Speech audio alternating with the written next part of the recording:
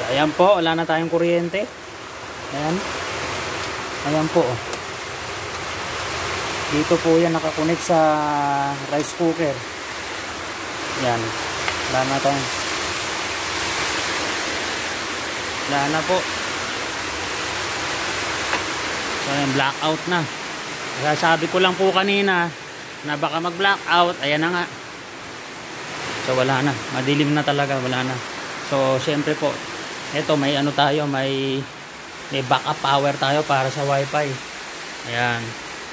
So ito po yung battery natin. Ayan po. Ayan. 12 volts. 25 ampere hour. So ayan. Ayan po. Ito po.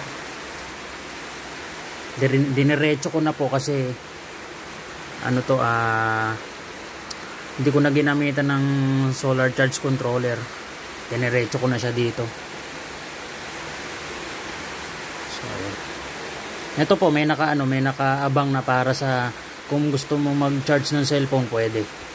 So meron po akong yung step down.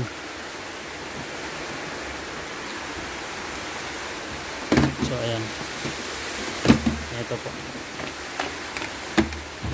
So ayan. So ito, yan. Kung may laman pa naman yung power bank ko. So ito na muna yung ginamit. Ito muna yung saka ko nagagamitin to. Ayan.